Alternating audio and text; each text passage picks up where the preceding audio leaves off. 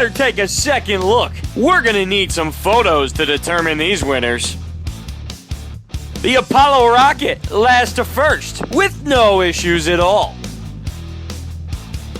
A fan favorite at Albany Saratoga is back in victory lane for the first time in a long time. Richie, the track is the other way. Don't throw the green flag at me. It's Race Pro Weekly.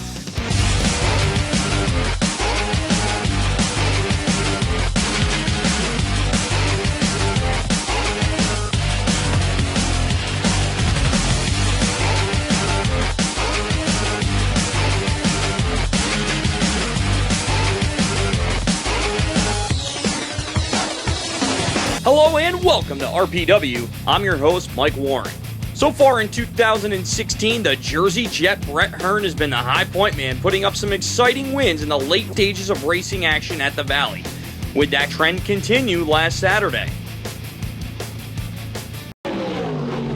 We got some stunt action for you as Chris Morena and Mo Stunts, as he calls his company, gonna drive around the track on two wheels. Too hot to handle, too cold to hold. They call him Chris Morena, and he's on a two-wheel roll, working his way off the corner, and we saw more of that at the eve of destruction earlier this week. To the modified feature now, it would be Mike Keeler and Kyle Armstrong at the front of the field for the 30-lap feature event, as it would be Mike Keeler taking the early race lead on the outside lane. Here's Elmo Reckner looking at the number 2 spot on the inside of Kyle Armstrong for position as he works his way off of the corner. Meanwhile, here's the 74 of J.R. Hefner trying to go around Olden Dwyer on the outside lane as Andy Becchetti starts to mount a challenge, working his way towards the front of the field. Becchetti on the inside of Dwyer would now look as he would be one spot out of a top 5 run. He'd drop a lane lower to try to get Hefner off the corner while Brett Hearn works on Kenny Tremont.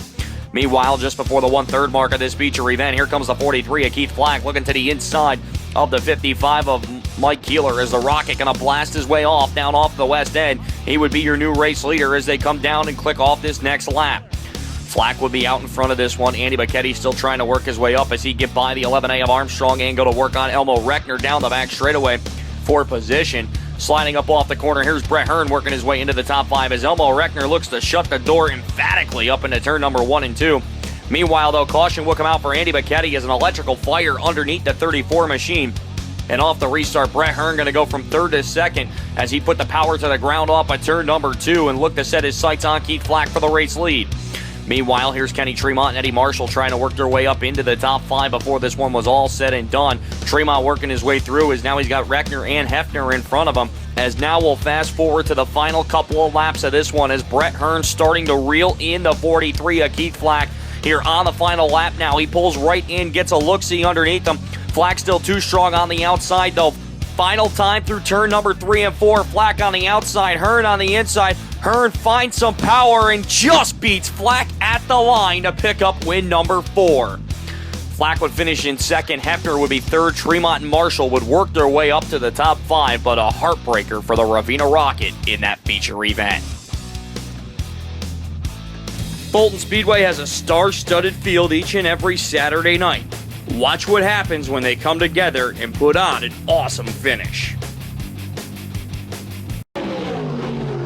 Starting off with some novice sportsman action, and things got a little out of shape early as they go up into the loose stuff. That's a different definition of a T-bone we'd want at the beginning of the night at the racetrack, that's for sure. Modified feature would see the 77 of Vinny Vitale take the early race lead as Chuck Bauer working to the outside. Here comes the rookie Max McLaughlin on the inside looking for the number 3 spot. Down the front straightaway trying to get by Tim Kerr for position as the battle for the lead would heat up as Vitale working his way to the inside of Bauer, trying to hold down the spot, but Bauer strong in the early portion of this event. It wouldn't be long, though, until the 6H of Max McLaughlin would work his way to the inside and take the race lead away through turn number 3 and 4, as McLaughlin going to be your new race leader. We'll fast forward towards the end of this one, though. Heavy lap traffic now is working on the outside. Here comes Larry White and Chuck Bauer right after him on the corner. White would work his way to the outside here, coming to the white flag. He'd slip his way up to the top side, looking at the Larry lane up top, and he would take the race lead away down the back straightaway. But we're not done yet. McLaughlin slides right up in front of him, but Larry White gonna cross over. Let's slow it down. At the line, Larry White picks up an unbelievably close victory. McLaughlin would finish in 2nd, Chuck Bauer 3rd, Jimmy Phelps 4th, and Ryan Phelps would round out the top 5. Other winners on the night, Sportsman go to Todd Root, Brandon Ford would pick up the win in the late models. Richie Riggs would grab Novice Sportsman feature number 1. Novice Sportsman feature number 2 would go to Willie Decker Jr. And the 4 cylinders would go to Corbin Millar. Ronnie Johnson has been the man to beat at the Track of Champions this year, but as the summer stretch gets set to kick off, would he be looking in his rearview mirror? Hey Joe, how's it going? Chief Starter Joey Chris down there on the flag stand giving you the salute before we get started with the modified feature event as Corey Wilder and Craig Hansen would lead the field to the green in this feature event with Craig Hansen going to the front right away. Darwin Green working his way on the outside lane of Brandon Walters through turn number 3 and 4, trying to make something work. Bobby Venron up on the move early, along with Bodie Bellinger working the outside lane with Jeremy Wilder down the backstretch as well. As Venron was well on his way, but Corey Wilder breaks and Venron almost gets into him off of the corner, but luckily just misses him off of that one. Off the restart, Hansen will continue to lead this one. Darwin Green going to move into the number 2 spot. Here's Venron going to thread the needle and split by both Bowler and Green down the back straightaway looking for the number 2 spot. As now RJ working his way up through the field, goes to the inside of Jeremy Wilder that time. Danny Johnson works there as well as they race down the back straightaway. RJ tries to slide up, makes contact with Danny Johnson, sending RJ into the backstretch wall, and that would bring out the yellow flag. Off the restart, Hansen would take control on the Delaware restart once again as the 0-0 of Aaron moves into second. Here's Mark Keselowski now on the outside lane trying to make something happen as Venron and Hansen continue to battle up at the front of the field in this one. As Keselowski now working with Jeremy Wilder off at turn number 2, trying to make their way down the back straightaway.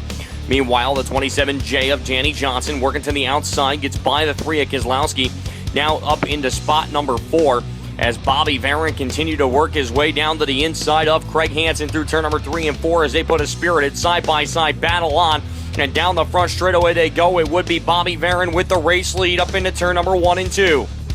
Keselowski and Darwin Green now side-by-side battling in the top 5-4 position, but they weren't catching Bobby Venron in this one as he picks up win number 2 in 54 at Fonda last Saturday night. Craig Hansen would finish in second, Jeremy Wilder third, Danny Johnson fourth, and Mark Keselowski would round out the top 5. Other winners on the night, Connor Cleveland would grab the win in the Sportsman, Rookie Sportsman would go to Travis Billington, Kenny Gates in the Pro Stocks, Johnny Young in the Street Stocks, and the Vintage Mods going to Don Greco. It's now time for this week's Kaiser Aluminum Wheels fan poll question of the week, which is, do you prefer a slick racetrack or a tacky racetrack? Log on to facebook.com/RaceProWeekly to cast your answer, and we'll read the answers on next week's show. Taking a look at last week's fan poll question, what type of racetrack do you like? A bull ring smaller track or a large speedway a half mile or larger? Well, 81% of you went with the bull ring, 19% going with the larger speedway. Coming up on Race Pro Weekly, we head to Albany, Saratoga, where things got a little bit wild last Friday night. And then after that, we'll head north of the border to Merrittville to check in on some small block action coming up on RPW.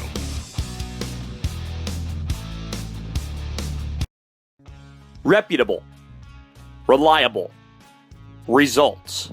That's what you get when you call Rick and the professionals at RCT Roofing. Quality service at fair prices. RCT gets the job done. Just like Nick Stone and the RCT Pro Stock. RCT Roofing, we've got you covered.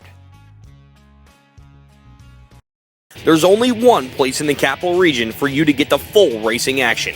Stop down at the Bobco video booth at the track or call 518-399-0937. Bobco Racing Video, the next best thing to being there. I'm Brian from 1-800-GOT-JUNK. This is my main man, Tom, and my other main man, Tom. You never know how much junk you've got until you move. Point to something you wish would disappear. Would it be possible to... It's gone! All you have to do is point.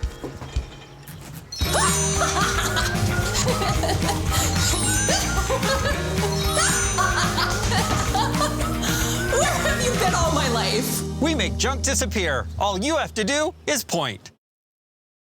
Welcome back to Race Pro Weekly. Twin 20s on the line at the Orange County Fair Speedway as working their way up into turn number 1 and 2 they would go, but going around is Brendan Finley, and that would collect a number of cars up in turn number 2, giving us a parking lot through the corner. Off the restart, it would be Billy Van Imwagen and Jeremy Markle leading the field of the green in the first of 2 Twin 20 events, as LJ Lombardo looking to get by Bob McGannon down the back straightaway, as well as Stuart Friesen and Jimmy Horton go at it.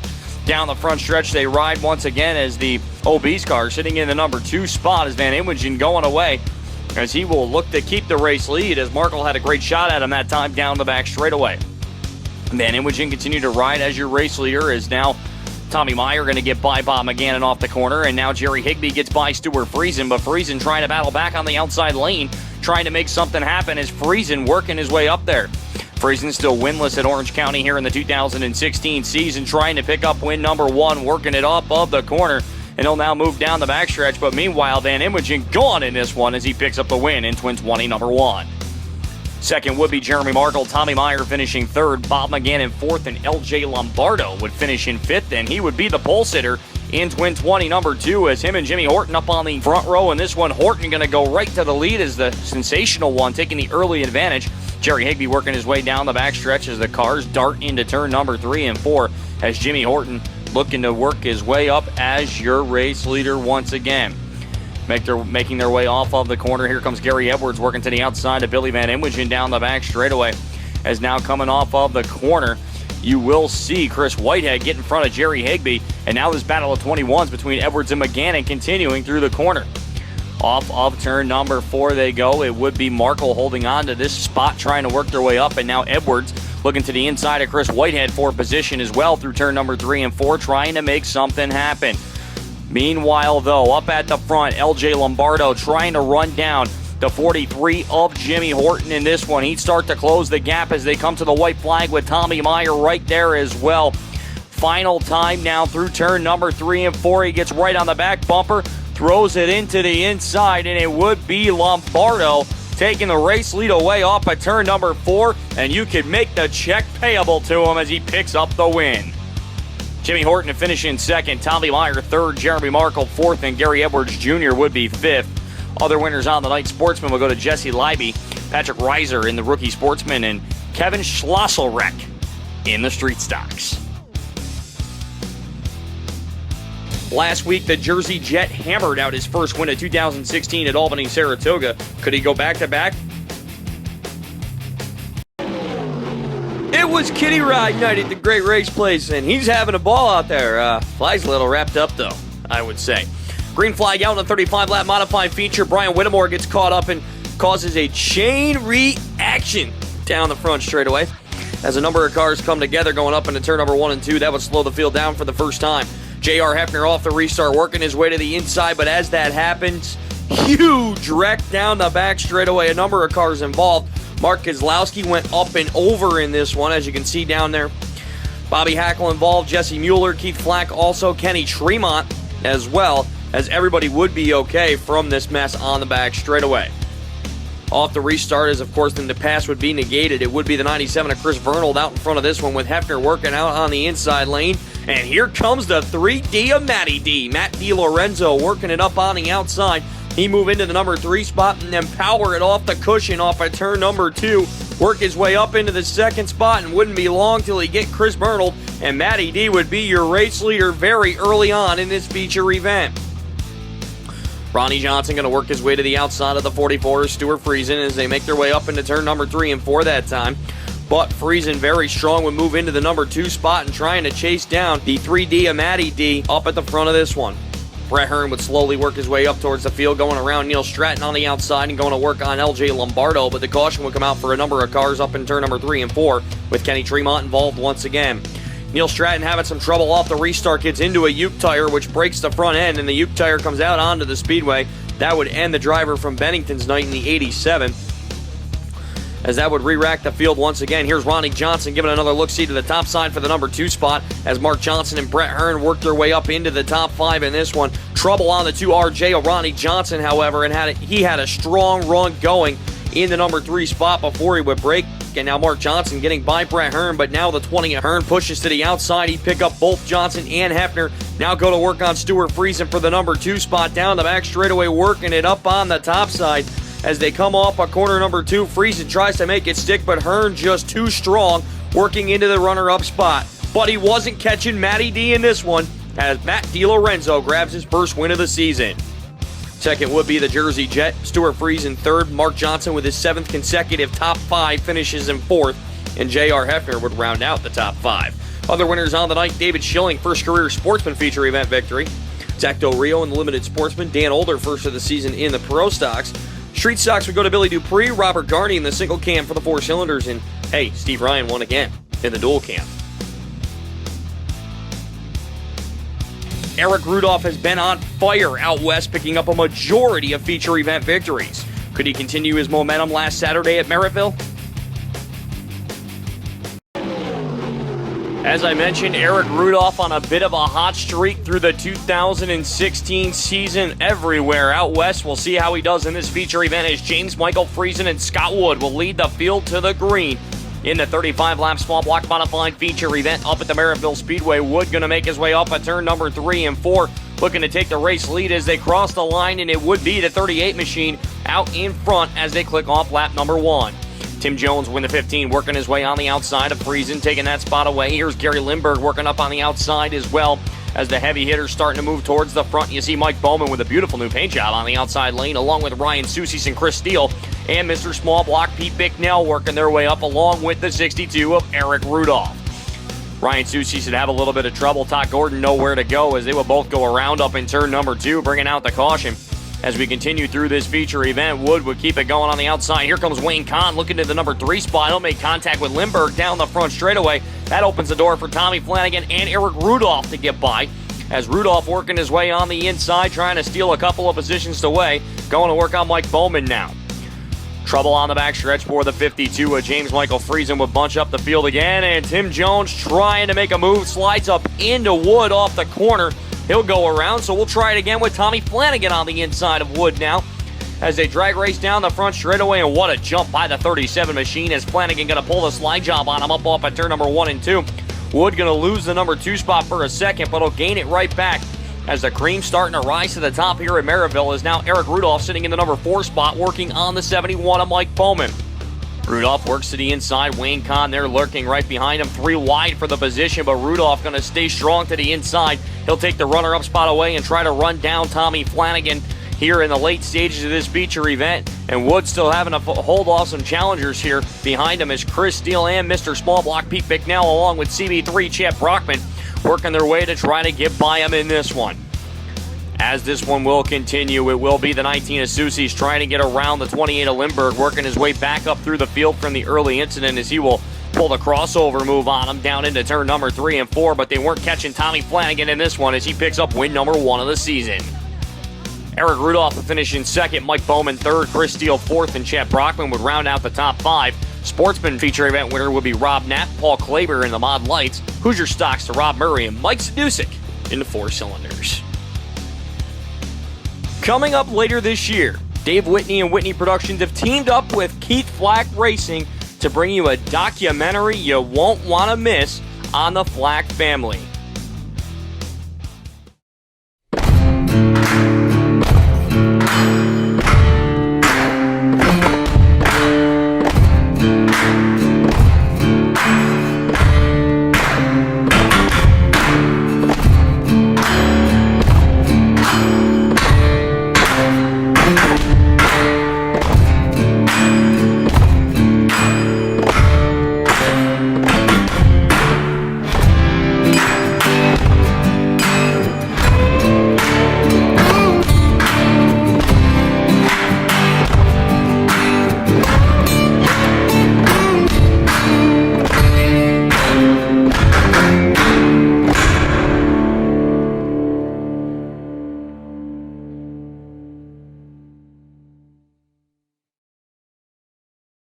Coming up on Race Pro Weekly, we'll head to the Ridge to see if we can get another different winner this time around. And we'll head to the nasty track of the North, Can-Am, to see if anybody could beat Billy Dunn.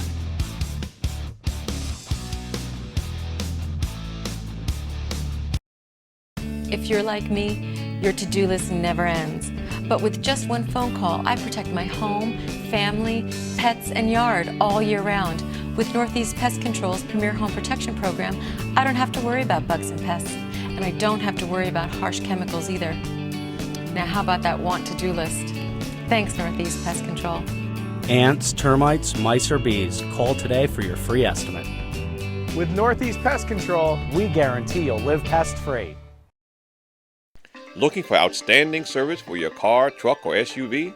Speed's Garage is a family-run business providing the highest quality of auto care. From routine maintenance, brakes, engine, body, or paint work, you can trust the professionals at Speed's Garage. Speed's Garage has all the auto service you need, plus full towing for any vehicle. For a championship service, go to Speed's Garage in Melonville.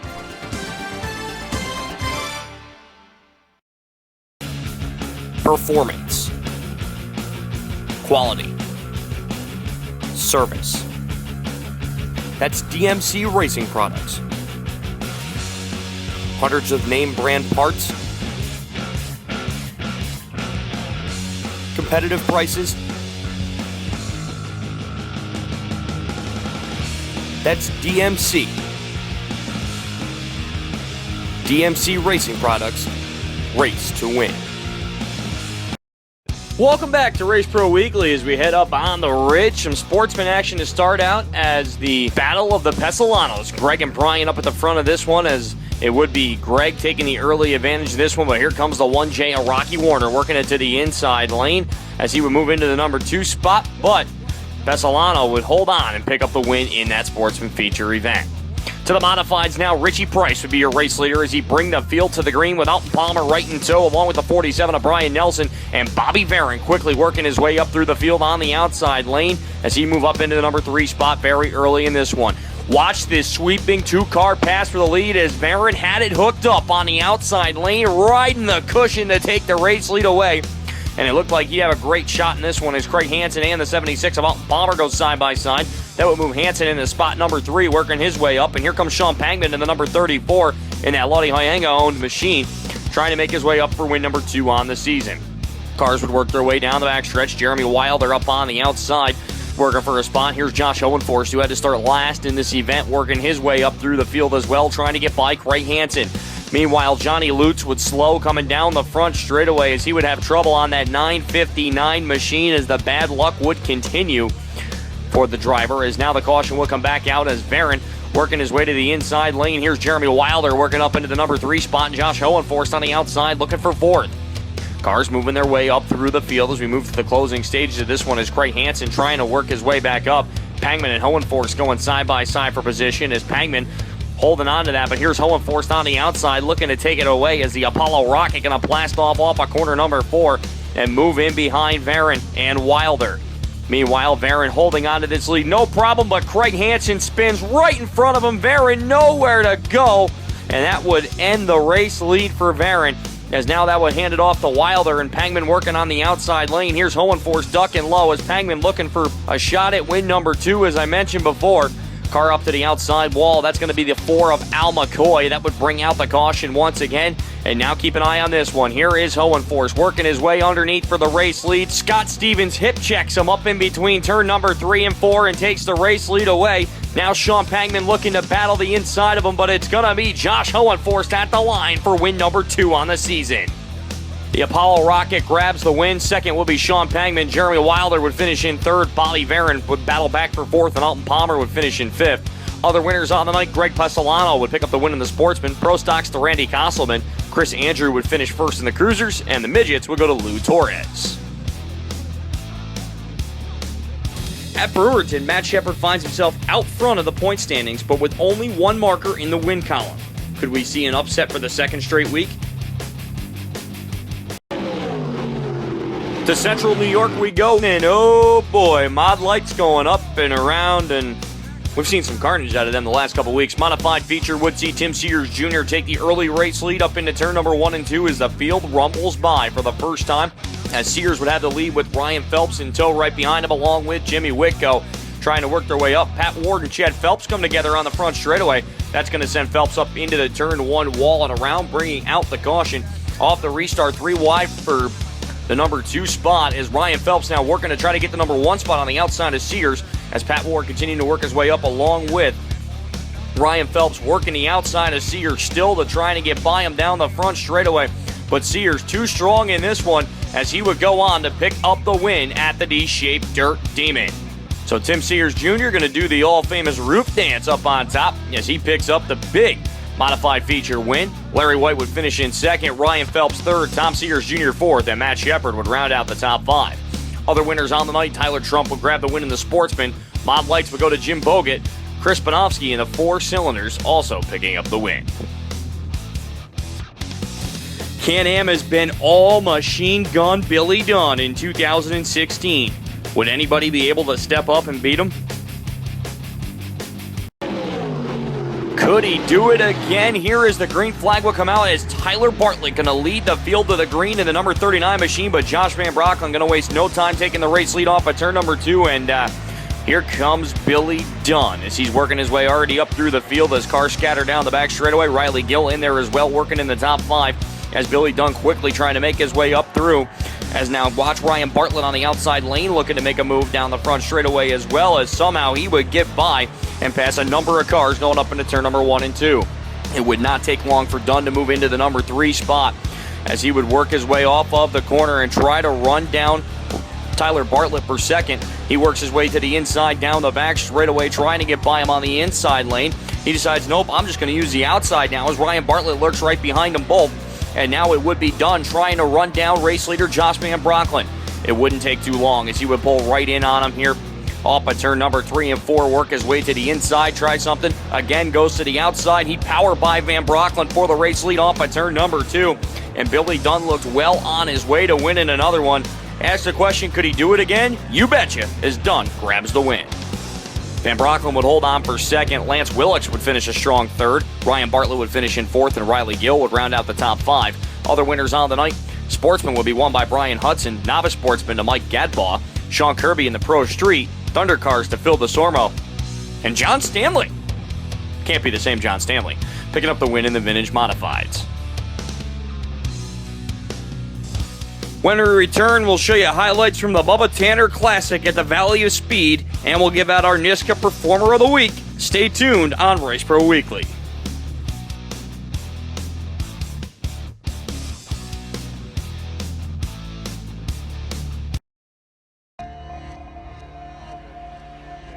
Out here,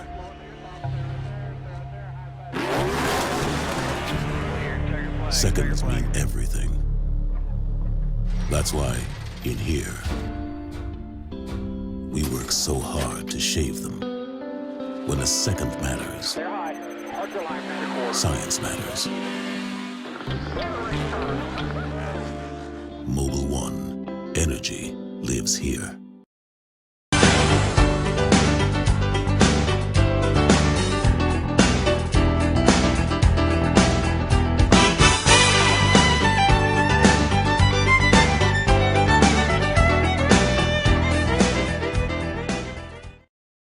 Where is it that going green is going strong? Where trees are planted so emissions can be cut down. Where clean ethanol blend fuels race cars and waste oil never goes to waste. Where is it that the sun comes up and we put it to work, and the passionate fans are just as passionate about helping out? Where? Nowhere but NASCAR.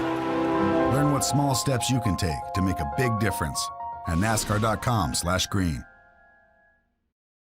If you are a tracker series that would like to be highlighted on Race Pro Weekly, email us at show@raceproweekly.com. Welcome back to Race Pro Weekly. We go to the Lebanon Valley Speedway for some Pro Stock action. Qualifying heat race, Jay Corbin at the line. And he would definitely be a force to be reckoned with in the 23-lap Bubba Tanner Classic is what we have for the Pro Stocks at the Valley of Speed. The 60 of Joe LaFlamme going to lead the field to the green up into turn number 1 and 2. Stephen LaRochelle would take the race lead down the back straightaway as the cars scatter and look to take control and take home the cash in this 23-lap event, as Steve LaRochelle would be out front in the early going of this one. Rick Dempsey going to make it 3 wide down the back straightaway with the 17 of Nick Hilt and Ray Hall Jr. Ricky Duzlak going to make his presence known as well down the back straightaway as they fight for the spot in the top 5 down the front stretch once again. Jake Corbin working to try to get into that top 5 as well as Duzlak and Hilt come together a little bit. That allows Corbin to see the lane underneath. He'd take the spot away, but contact down the back straightaway would send the 17 of Nick Hilt with a right rear flat tire, having him to come into the pits. Meanwhile, off the restart, here's the 8 of Jake Corbin looking for the race lead off by turn number 4. They touch a little bit down the front stretch. Corbin would get away. Yetman now going to try to go to the inside. Paul LaRochelle gets in low, gets into Rob Yetman, who spins up into the 178 of Steven LaRochelle. He goes around, collects Chad Arsenault as that brings out the yellow. Yetman will be back on his way just outside the top 5 here at this point throughout the feature event. As things start to pan out a little bit, here's John Ruthier to the inside of Rick Dempsey, looking for position down the back straightaway with Chuck Towesley right there as well, working his way up through turn number 3 and 4. Yellow will come out on the speedway for a car in between turn number 1 and 2. That would be Tom O'Connor. As off of the restart, here comes Corbin and Rick Dempsey looking for the spot down the front straightaway as Corbin slows a little bit, working its way up into turn number 1 and 2.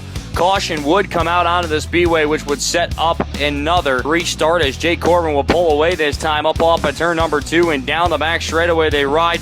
Rick Dempsey trying to hold on to second. Chuck Towesley right there looking to take the number 3 spot away as he would get by Ruthier for the spot, but make the check payable to Jake Corbin as he picks up the win in the 11th annual DMC Racing Products Bubba Tanner Classic.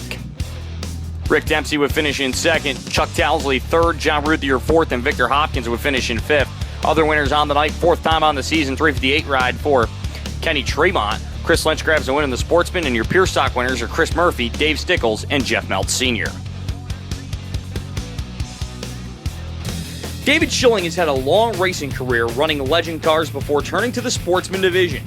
Our own Fast Eddie sits down with the East Greenbush, New York driver to talk about his 2016 season.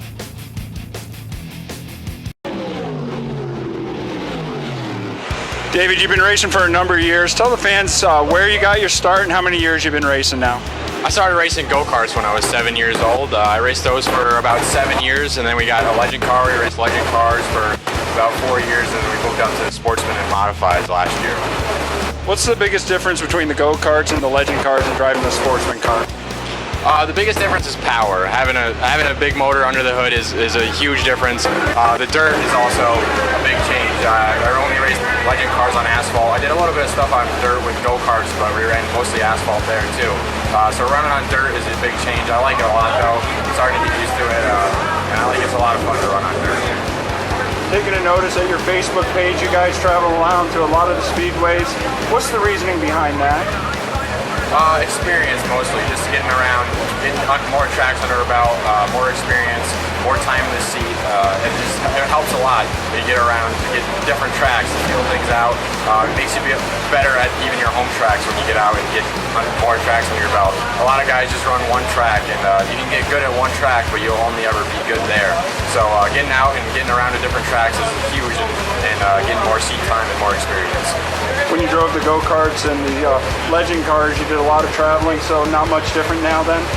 Yeah, we actually would go all over the country with those, down to North Carolina, out as far as Indiana. We raced in Florida a lot too, so we've been only racing in New York State, so it's actually shorter drives for the Sportsman. What are the goals for this team for 2016? Wins mostly. We're trying to get some wins under our belt. We haven't got there yet. I feel like we're getting pretty close.